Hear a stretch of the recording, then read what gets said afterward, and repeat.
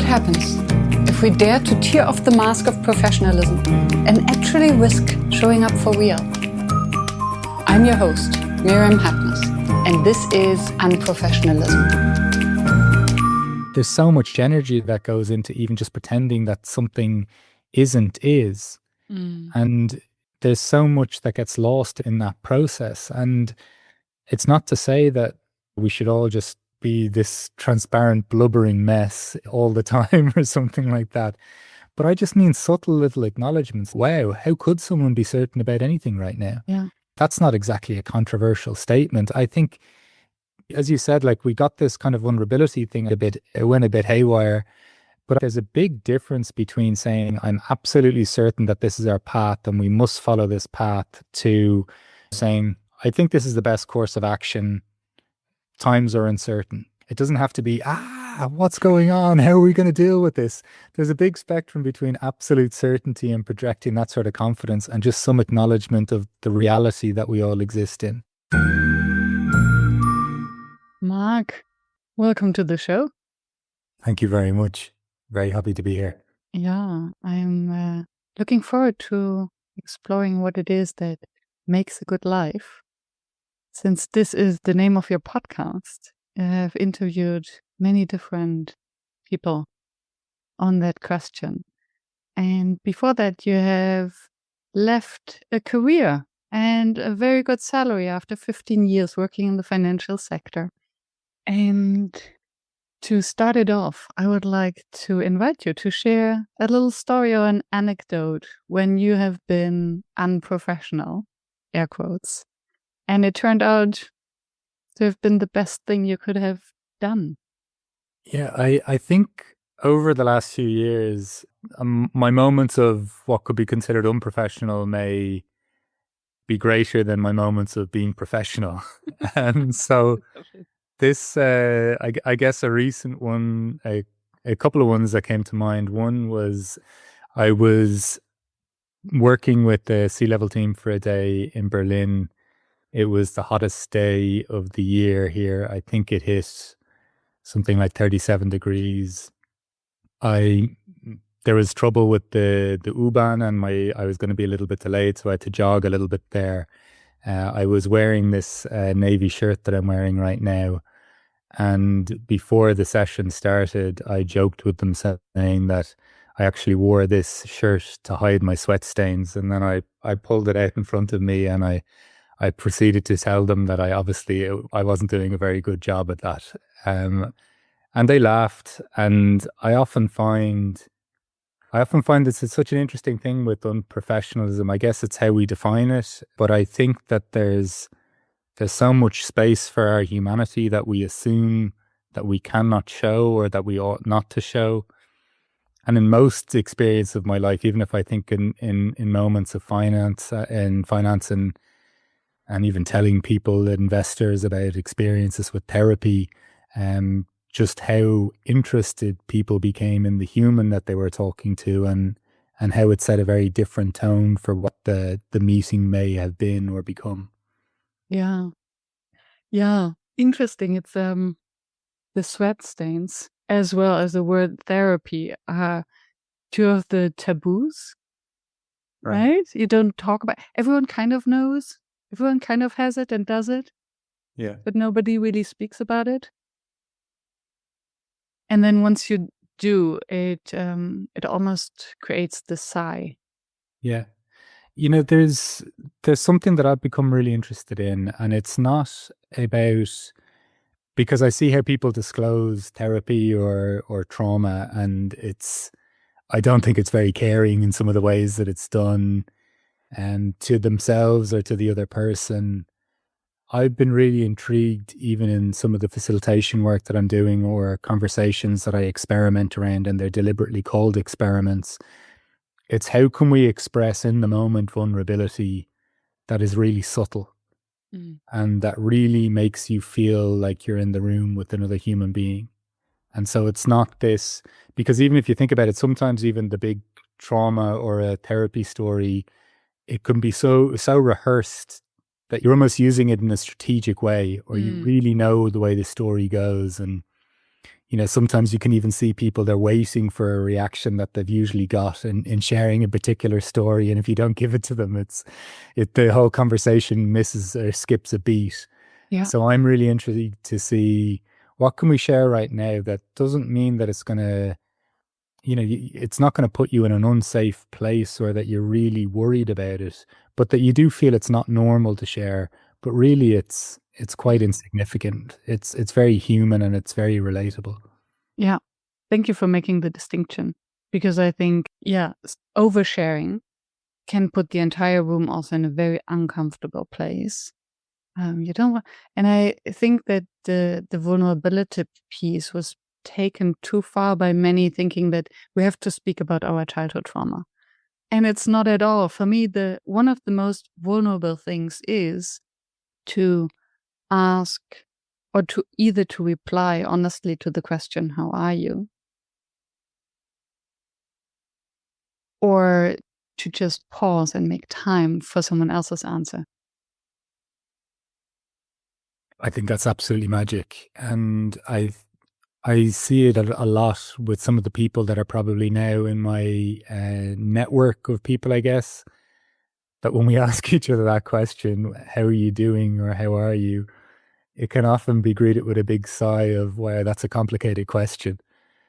And I think we've lost the art of subtly pointing to things without, it doesn't have to labor or anchor the whole conversation. I can express to you, there may be difficulty, there may be joy, there may be whatever, but the more we do that, I think the less we hold on to what we could be considered to be, oh, I must help them with that. I must resolve that for them. And like, this person is experiencing everything right now. That seems totally coherent with many other human beings' experiences. So I can sit there and I can acknowledge that and we can still have our normal conversation.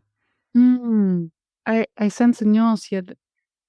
So basically, it's whether you can own it and hold it for yourself, or whether you are using it to either, as in your first example, to manipulate basically the group. Yeah. Or looking for a savior almost by putting yourself in this vulnerable or weak position of I'm missing a word here. It's the savior and the person who is saved. Oh, the victim. Victim. Thank you. Da-da. Yeah, putting yourself in the position of a victim.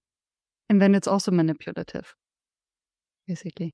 Yeah, I don't know about you, but the more I talk to human beings in a meaningful way, I guess, and very much like you describe, even just with the acknowledgement of how are you? I mean, I don't mean this as, oh, let's be meaningful now. It's just listening to each other and then trying to understand what the other person is saying and then sharing meaning from what we find out, or the kind of collaboration of that. And I sense that so many of our problems are almost this idea that we have problems. And so much of it, if you really get even slightly under the skin and the more you do it, the more of a sample size you have and the larger the experience gets. If someone feels sad today, it's probably for a good reason. Like if someone feels frustrated or not seen, it doesn't mean that it's the end of the world. It means it's nice to discuss it and maybe see what we can do, maybe even not. And it's so much more normal. But I think if I think about my own experience, you're kind of trained or conditioned, and this probably goes back to this idea of professional, unprofessional, to portray a certain sense of certainty, authority. These are good things. It's good to be an extrovert, not an introvert. And you're left with so little room or space to own the stuff that is just very human. It's almost like we've lost contact or connection with that. And really it's quite mundane and it's quite basic, but we make it so much more inaccessible and therefore difficult to deal with because we're told that this is not what's wanted or this isn't what's deemed to be normal, I guess. Yeah. And then I wonder whether this is really what's told or whether it's just a story we're telling ourselves. Because it sounds as if it's all about the fact that it's okay to be us, with whatever it takes and all the feelings, because they will pass anyway. And I would be curious, what would be your advice to your younger self when you were still in finance, knowing what you know today and all the conversations you had on the podcast, and I guess the personal growth work you've done through travel and taking a step back? Yeah, I don't know, because I guess the first thing that comes to mind is it all kind of happens in its own good time. And even in finance towards the last few years of it, I was definitely displaying or exhibiting or embodying the stuff I'm talking about now. I was probably doing it in an insufferable way that I was telling people they should meditate and probably and possibly even oversharing at the start too. Not really feeling that maybe some of the stuff I was sharing was processed. I don't know. I think there's something about this life though especially from interviewing all these people, like there are just certain phases of life that are that, and they need to be experienced to bring you to who you become. So if I told myself in my 20s, okay, it's okay to be vulnerable in the moment, you can be more authentic, people will accept you, people will love you for that, it's fine.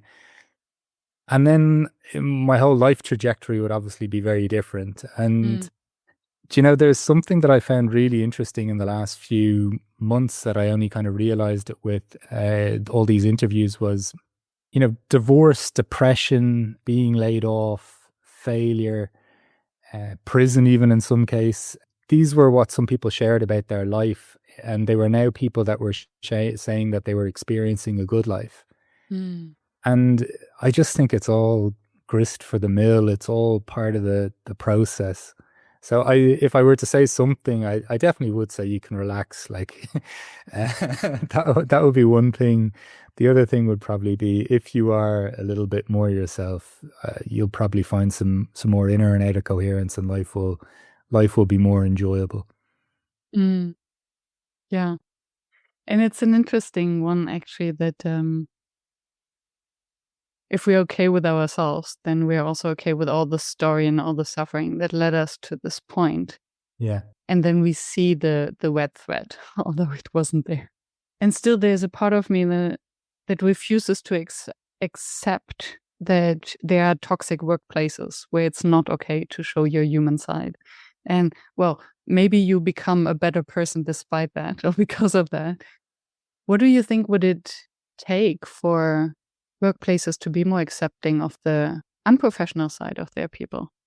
I often sense that, you know, if I look at the individual's journey and maybe extrapolate that onto the macro, I guess, I often see suffering as a great source of energy or movement towards something else. And, you know, there's so much of the things that I explore that I don't see in, like, kind of infused into companies, which I just kind of think would be absolute no-brainers for more optimal performance. And it's even accepted in some places when people might use the examples of sports teams, and there's authentic communication and there's accountability and there's confrontation and all of this.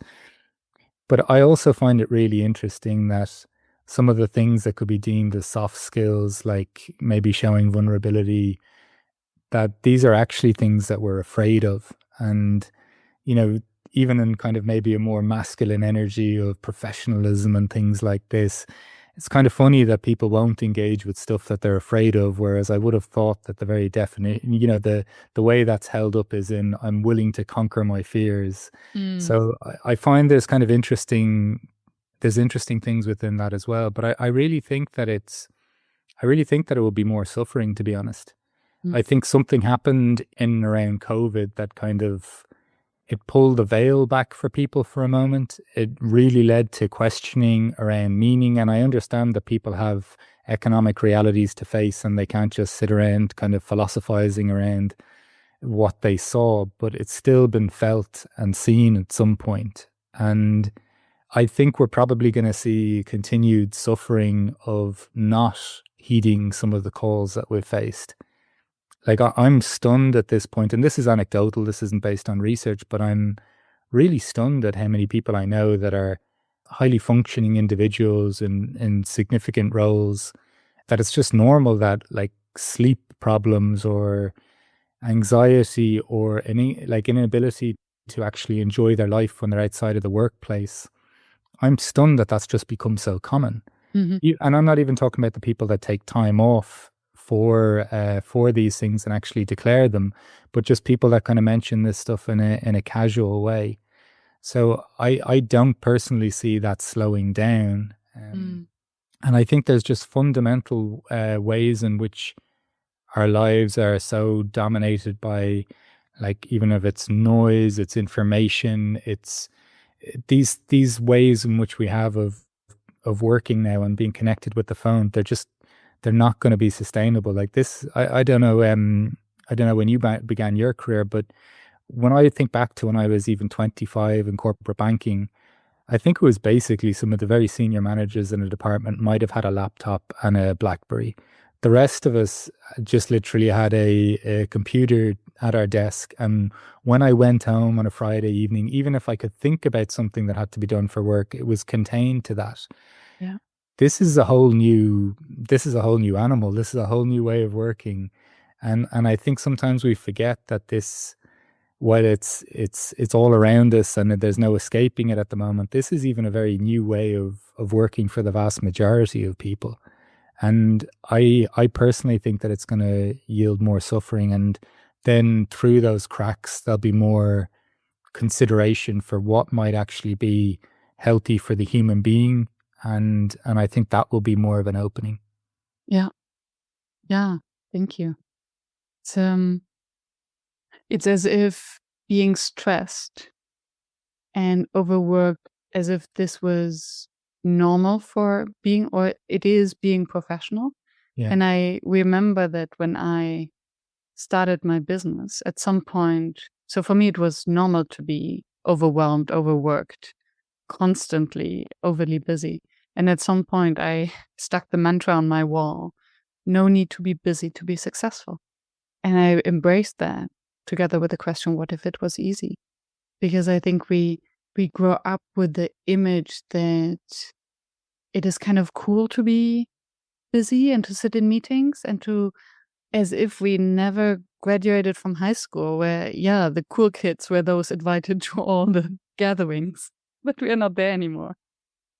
You know, I'm really interested in what actions are we called to take once we've actually had a moment to sit and contemplate and reflect on where we are right now and where we'd potentially like to go to.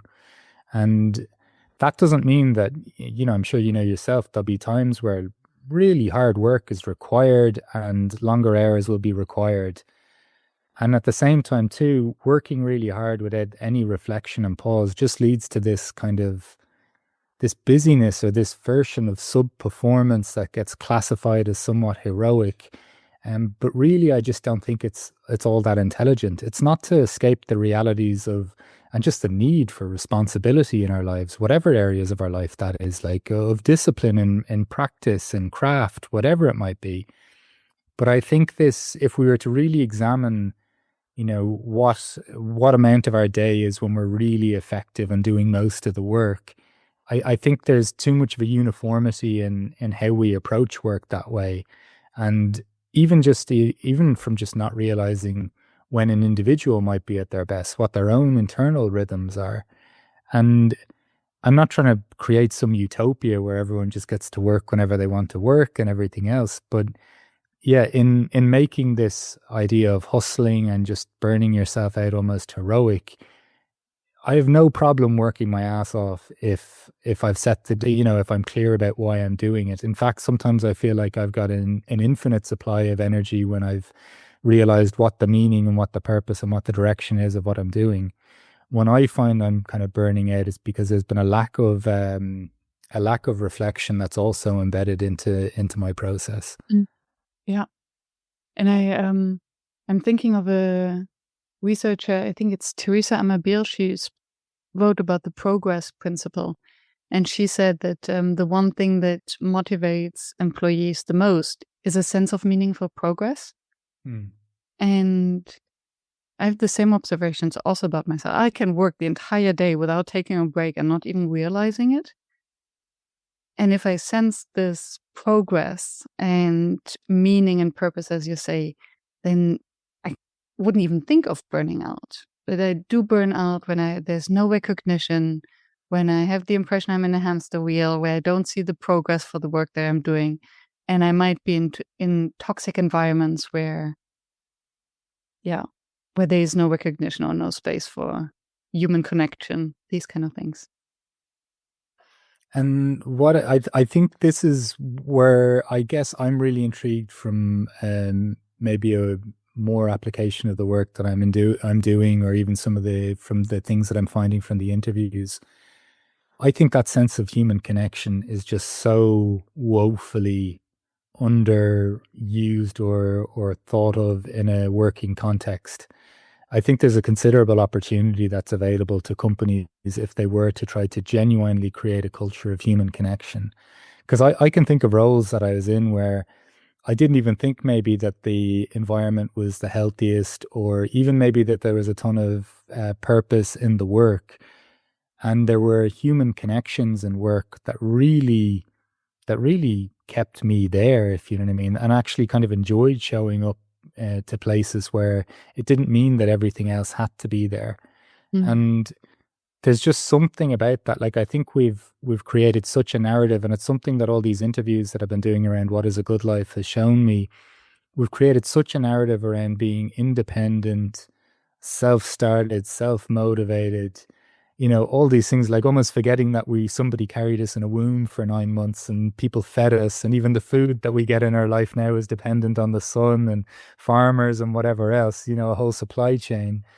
But we've made this connection a weakness, an idea that if you need other people or depend on other people or ask people for other things, and yet all I'm saying is that these are the hallmarks of a healthy life. And and it's not just to cast aspersions on the corporate space, because you can see people doing it in their own personal lives. Like, even how many people may be listening or holding things back from their partner that they could actually just say, look, I need help with this, or this doesn't feel okay to me, or this is a boundary, whatever it is. So this type of connection that which I just think is our natural state, we actually kind of go out of our way to impede it or block it. And, it's not just in the corporate space. I think it's just in some of the ideas we have about life that also get in its way as well. Thank you. I got the goosebumps as you spoke, that we are creating this narrative that we can survive on our own, and yet we cannot, because it makes us lonely and anxious. And I love what you said about the boundaries, that telling our partner what it's not okay, or even our colleagues or bosses. And I think what I've learned, I was terrified of boundaries. I had very difficult time saying no. So I gamified it. I built a boundary tower. So every time I set a boundary, kind of, I grew one level up. And what I realized is how connecting it is to set a boundary. Because when we can say what it's not okay or what we need, then we help the other person comply with it, and also trust that when we say yes, it is a real yes, because they can trust that we would say no. Yeah. I absolutely love this. This resonates entirely with what I'm also seeing in so many of these interviews, that boundaries are somewhat paradoxically a great source of connection and trust, quite frankly. Like, you've told me this, so even if now the next time you say yes, then I can totally trust that you're comfortable in saying no. So as you say, that it's so clear that I don't have to figure that out. I think we have no idea how little we actually understand ourselves. It's a hell of a process, and it's an ongoing one. And the whole point of life is that I think we're perpetually in this state of discovery and finding things out. So it's not a a black mark against anyone if they are not in total understanding themselves. I think it's impossible because we're facing novelty all the time.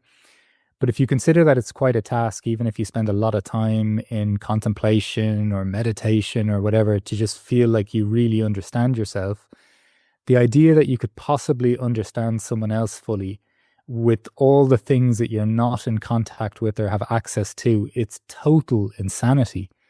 So I just think it's a complete act of compassion to tell someone this is a boundary right now.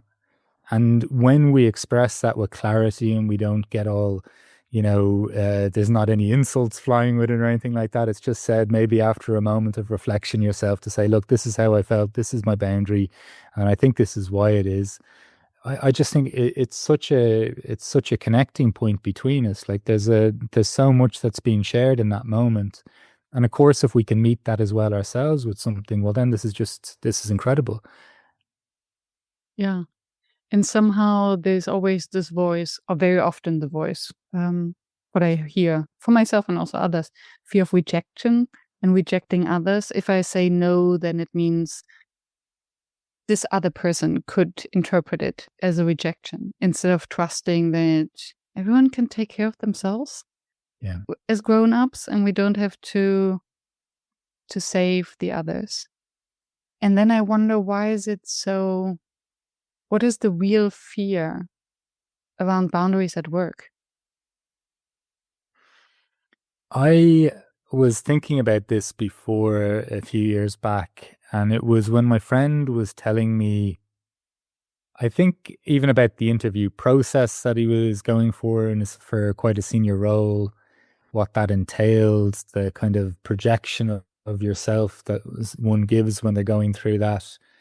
Then really trying to hit the ground running and make a really good impact. Even in political circles, you hear of how did the first 100 days go? Like how did you make impact in the short term? And I don't know. I think that there's something in it where I find it really interesting. When you mentioned earlier, like, have we been conditioned to think this, or are we doing this to ourselves? Mm-hmm. I sometimes wonder, and look, I don't know what everyone's individual experience is, and quite frankly, I haven't even looked into any research around this. But is our company demanding something of us? Or have we created some standard that we absolutely feel we have to keep up with? But I also think, though, that just the quarterly cycles that companies are in, it's kind of insane if you want to have human flourishing. And because just so even structurally or like systematically, I think there's some real problems with that. If you were in, for example, a sales role and literally you start from zero again, and you've been in the company for 4 years, and if you've hit your target every year, that you could be seen as an underperformer that year if you take a pause or take a breath. And there's so much reaction. And, I used to see it in finance too, just from you see analysis on companies. Did it hit analysts' expectations? Like, I understand that will affect share price. And so I'm not trying to say that we live in this utopia where nobody cares about this stuff. But really, the idea that I would exert more pressure on my company because some people made predictions as to where my company would go, that seems like a pretty, if a human being lived their life that way, I must try harder because John or Mary thought that I might do better this week, rather than me knowing why this was and reflecting on this and knowing that my best will take different shapes or be different colors in any given month or week or quarter for a whole kind of plethora of reasons. So I don't know. I think there's a lot of, whether it's down to authenticity, whether it's down to pressures, whether it's down to almost this strange self-policing and this projecting and trying to impress. I think there's a lot of kind of unhealthy themes kind of coalescing or playing out at the same time. Yeah. And then as long as it's taboo to make these assumptions explicit, they will just reinforce each other because we start interpreting and assuming what the others expect, and then we observe them and misinterpret their behavior and think we have to do the same. It's amazing. Like I feel like I'm in a pretty nice space with myself at this point in life. And it's still incredible how I could interpret someone's actions as meaning something that had something to do with me. And then we eventually get into it and we have the conversation, and I see it as something totally to do with their specific personal situation, independent of myself. And yet my assumption could have been, are they not responding to this, or have they responded in that way because of how I made the offer? And yeah, I think without this, when you think about the pressure that people are under, the busyness to going from one meeting to the next, all the uncertainty that a company, particularly at the senior leadership level at this point, has to face in terms of just changing geopolitical thing experiences, economic shifts, all of these things, new technology, AI, like there's so much uncertainty. And if we don't have the space then to go, wow, I'm feeling a little overwhelmed with all this stuff. And if we don't have that space and then we're trying to mask that reality, so much gets missed. And it's so hard to, I think, that's why I think the boundaries are so clear, because if we don't have that, even more will get missed. Like all of this will still be an imperfect science, right? Like there'll be some degree of guesswork in every human interaction. But when you have all those pressures as well, I think it's particularly difficult in those environments without clear boundaries. Yeah. Yeah. And as I listen to you, it almost sounds absurd that we would have to say that it's okay to be overwhelmed. I think it would be weird not to be overwhelmed. So why do we actually need to normalize it? It's quite impressive if someone does not suffer from uncertainty and overwhelm. And I don't know about you and your experience of life, but for me, I definitely feel reality. Okay, look, I'm not saying that reality isn't brutal sometimes. I can think of experiences of health of loved ones and things like that. But at the same time, too, meeting the reality is rarely worse than what unfolds from avoiding it and pretending that this isn't it. Going back to why I think there's huge potential of growth and perform, even if you want to look at it in that very kind of performative, professional kind of idea of performance. There's so much energy that goes into even just pretending that something isn't is. And there's so much that gets lost in that process. And it's not to say that, we should all just be this transparent, blubbering mess all the time or something like that.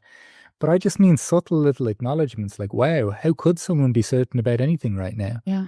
That's not exactly a controversial statement. I think, as you said, like we got this kind of vulnerability thing, I think it went a bit haywire. But I just mean like there's a big difference between saying, I'm absolutely certain that this is our path and we must follow this path, to, saying, I think this is the best course of action. Times are uncertain. It doesn't have to be, what's going on? How are we going to deal with this? There's I a have big no clue. spectrum. There's a big spectrum between absolute certainty and projecting that sort of confidence and just some acknowledgement of the reality that we all exist in. Yeah. And even calling in some other voices and perspective and saying, okay, so after all the thinking that I've done, this is what I came up with. Yeah. What do you see that I don't? Yeah. Because regardless of whether it's about the individual or we've all got blind spots. We can't possibly see everything. I can't see everything that you see. Yeah. And I think that there's just the things that we're talking about, they're not, they don't even sound in any ways fluffy or, this kind of woo-woo sense. Like there's some just really, and I've have some interesting ideas or experiences that are probably not fit for corporate consumption, if you know what I mean. But I just mean that some of this is just so common sense. Like, call on other people, gather the wisdom of everybody else. That's why they're there. And another thing that I think is what people forget is you can hear dissenting voices, and I think agreement is overrated. Like if you're the leader and you have an opinion, there's ways of hearing people, there's ways of hearing dissent, and ways of people being heard with their dissent. And you go, cool, I'm in charge, and this is what I think is the best thing to do. I've heard you though. And I've seen it in teams before where, if I've worked with them over a longer period of time, someone can mention something, maybe even in the first few engagements. And then when people have actually just listened to them and maybe even responded with a question or two, it doesn't keep on getting raised. It is in some way now part of the group anyway. The rest Mhm. of the group is conscious that this thing exists, or this is a perspective. And we have no ideas in the subtle ways in which way that may actually influence the group without it being the explicit way or direction that the company went in. So Mm. once again, I see that there's a real lack of kind of nuance in how we think this life works. It's, not just A or B, it's a mixture of it all. And there's ways in which things unfold that we have no idea how they unfold, but they do.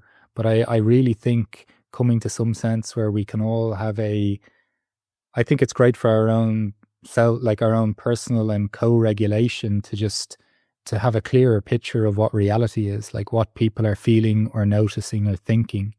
And as I said, not in some oversharing way. It can be done very discreetly and thoughtfully. Yeah. What I try to remember every time is that I read this book about our perception of reality, and that basically 60% of everything that we remember is strictly wrong. Our brain fills the gaps, makes things up, mixes the different histories and dreams and all of that. And then we are persuaded that we do remember what has happened. And I think this acknowledgement that our memory just tricks us and is false brings so much humility to interactions, because if I'm wrong 60%, the other person is also 60% wrong. So how can we find alignment and hear each other out and just accepting these differences and not claiming certainty?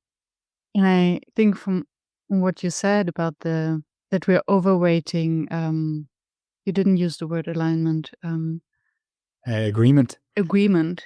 It also comes back to boundaries. Mm. And for me, there's nothing as strong as a leadership skill to communicate these boundaries very clearly. See, I hear you. I want to hear everyone out. And here is how we go about the decision. Yeah. And it's not the kind of like, okay, now everyone's opinion, and we're gonna go around and hear everyone, and I'm just gonna get you to say the words. It's a genuine like pause within listening to it, perhaps as some demonstration of the fact that you've understood what they've said. And then I think people are just so comfortable in going wherever you go then. I'm not trying to say that that would happen with ease. Obviously, every situation is different. But there's far more ease once someone has actually been listened to, and not I'm just letting you say your words and then moving on. Yeah. Like that idea that whatever you've said, if something you have said is not going to change the next sentence that I've decided I'm going to say from before you started speaking, then I haven't listened to a thing, or I haven't acknowledged it anyway.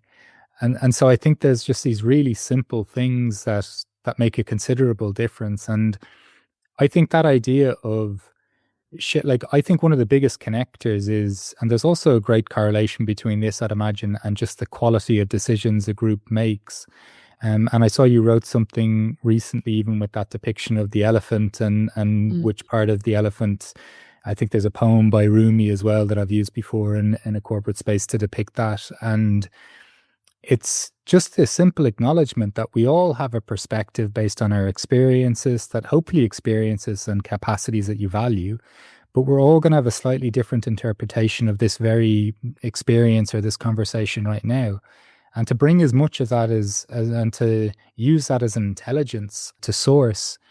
And we're trying to make meaning, like we're trying to share. And I think sharing the process of making meaning, I think, has an incredible capacity on the cohesiveness of a team, the cohesiveness of a relationship between lovers, between parent and child, between friends. And there's something gorgeous about that, because uncertainty is always a constant part of it. because how could I possibly know what everyone else thinks? Therefore, how could I know everyone's version of reality? And there's kind of gentle ways, I think, to acknowledge the uncertainty, not just in, there's uncertainty, the geopolitical system, it's crazy, this kind of stuff. There's really human ways and healthy ways of acknowledging uncertainty or the unknown that I just think lead to a far better decisions, but also a far greater sense of like connection and belonging to one another. Yeah. Yeah, because if we don't have a sense of belonging and we feel uncertain, then all of our nervous system regulation goes off Yeah, board. And then how can we do the best of our work if we're in constant fight, flight, freeze mode? totally. And just like we said earlier, that if somebody could be sad today, that's fine. Uncertainty is a part of life.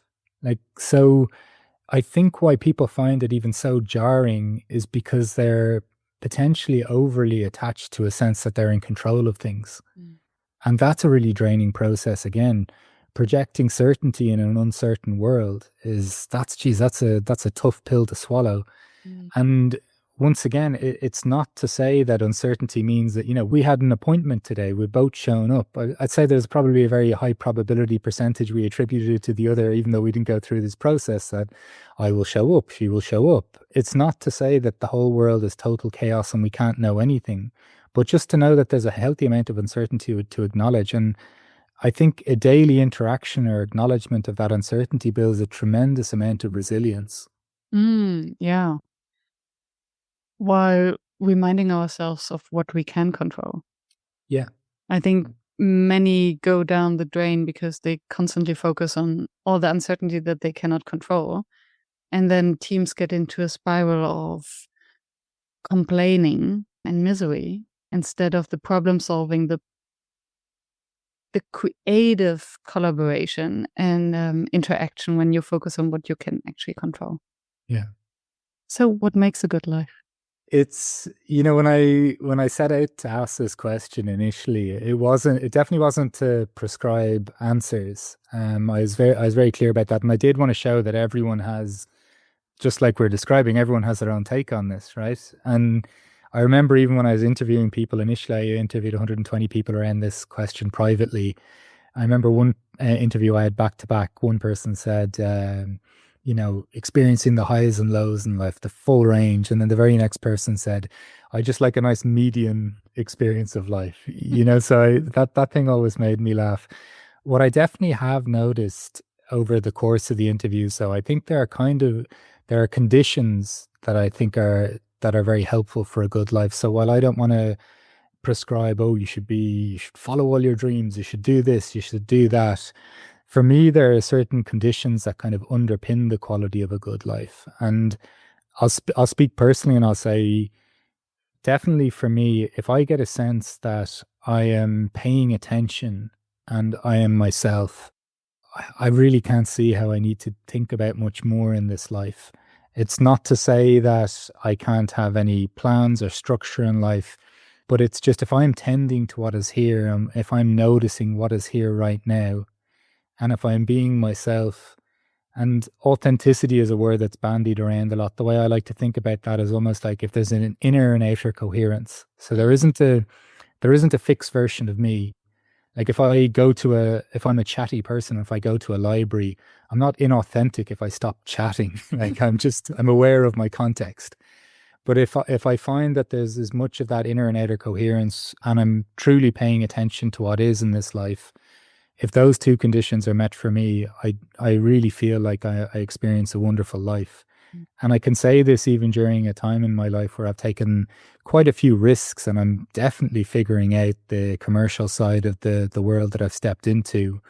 And even through that process, I feel like my life is just incredibly full. I think there's a lie that either we're told or we believe or we're conditioned to, whatever mix of it all is that you're not enough and your life isn't enough. I really think this is a lack of subtlety or attention again. Like, if I really pay attention to what fills me up in this life, like with the moments where I feel alive, those moments are abundant. Even in periods of sadness or struggle or joy or whatever it might be.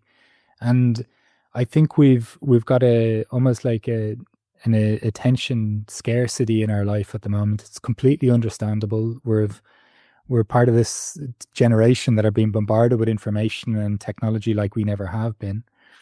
But I think we can really focus on the lack and what isn't here. Even when you went back to that business example, like what's in our control and what's outside of our control. I sense there's so much in our lives already that we're just simply not noticing. Mm. I could talk about, what's lacking from my life, but there's things in my life right now that I wouldn't give up for anything in the world. I wouldn't give up the health of my wife or my daughter for anything. Mm. And so if the things that I'm pursuing aren't even a patch on what I already possess, I'm not saying that we stop striving. I think growth is a very natural orientation. Evolving is a very natural orientation. I do think there's ways to do this where we still have an awareness of what is actually present. And so for me, if I'm myself, then typically I'll be finding ways to express myself in ways that bring me peace, whether that's in a relationship sense, in the work that I do, and the way that I go about doing it. All of these things feel very important to me. When I was looking at it for everyone else, so there was definitely things that I think I was really interested in finding out areas of life where I think maybe they're underappreciated. And I think we've kind of touched on some of them here as well. One of them is definitely the capacity to hold paradox. There was lots of Mm. people that I interviewed that if this life is going to be difficult if you just view things in a black and white way. It's not that simple. It really isn't that simple. But it's not there to be resolved either if you can just be aware that the paradoxes exist. Another element I would definitely say is the ability to process grief. And grief is this kind of ongoing capacity. And once again, grief doesn't have to be screaming and wailing about sadness. There's something my wife did, which I found totally beautiful in the first couple of years of my daughter's life, is that she'd kind of take a moment every so often where she'd go, "Oh, that phase is over now." And, there may even be a little mistiness in her eyes. She may have even shed the odd tear about it, but that didn't paint the day. It was an experience, it was a moment, and it was in the context that I still have a daughter, I still have a partner, I still have all this wonderful stuff. And I think there's something about that, like about the coming into contact with reality. And one other thing that I definitely would notice that I'd say from my own life that I think is rather helpful, and I think this is a role that I'll possibly play at some point in life. I interviewed about 5 or 6 death doulas during the course of these interviews. I think some acknowledgement of death, some practice, some engagement with it, because I remember reading a book by a Canadian anthropologist, Ernest Becker, who talked about the denial of death and how it leaves us at the whims of so much manipulation if we're not actually at peace with the fact that, death is as much a part of life as birth is. It's just, it's unavoidable, it's here, and there can be so much, it can be such a great orienting kind of, or anchor for life if you can kind of come into that appreciation. And I don't mean this in some philosophical way. Like sometimes I'll contemplate losing my daughter early in life. And there's a video or a song, I think it's To Build a Home by I forget the band, but it's my wife will sometimes see me watching this, and it depicts a partner losing his partner or helping her take her own life after a period of sickness. And I don't know, just contemplating losing something important. It's not that you have to, like, sometimes I'll shed a tear. It's not that you'll have to, your whole day will be tainted by this, but just the next time you hold that person, the next time you bring them closer, give them a kiss, it just, you're aware of the finite capacity of, or the finite energies or probabilities of this life. And it's not something to be sad about because it's inevitable, but it's just to bring a genuine felt sense of appreciation into the life. And so for me personally is a long way of answering that, but I'm deciphering, I'm writing a lot on this at the moment. So I think a short answer would have been difficult. But it's a mixture of all of this, and that feels leaving me feeling very alive, which I think is a really underappreciated quality or experience in life. Thank you. I think there's so many things you mentioned that deeply resonated and would be worth an entire conversation. I'm grateful for you mentioning grief. and the capacity to find closure. I think that's really something that is worth spending more time with or building more capacity for, also in professional life. Yeah, and I haven't figured out the ways to bring in lots of the work that I'd like to without just naming it as grief. But like, think about it, even rooting that in, we've had a lot of layoffs. Like, how do you feel? Which of your colleagues have you lost? Who do you miss? Or even just, we had this idea, we wanted to get approval for it, or we wanted to raise investment for it, and it hasn't worked out. I think once again, about resilience, if we're not in contact with regular ways of processing our grief, I think it will bite us at some other point. And it's just a perfectly natural part of life. Like, loss is an unavoidable part of life. Yeah. And how can we start something new if we haven't closed? Absolutely. It's don't have that much energy. Thank you for leaving me and the audience with so much food for thought. To close, I'd like to ask the question, what is one unprofessional thing that you would still advise others to do or to try? I would just say to disclose something very subtle about your present noticing, thinking, or feeling. And I would say start very small. Start like even just something that makes you just slightly uncomfortable. I imagine that you might be shocked at what spaces or portals that opens up for different ways of engaging and relating and connecting with others. Thank you so much, Mark. Thank you so much, Miriam. That was an absolute joy. Yeah. And I will put the link to your podcast and to your Substack profile, which is absolutely worth a visit and a hangout and a subscription. I'll put all of that in the show notes. Wonderful. This was a conversation without the script. Now it's your turn. I'm Miriam Hadness, and this has been Unprofessionalism.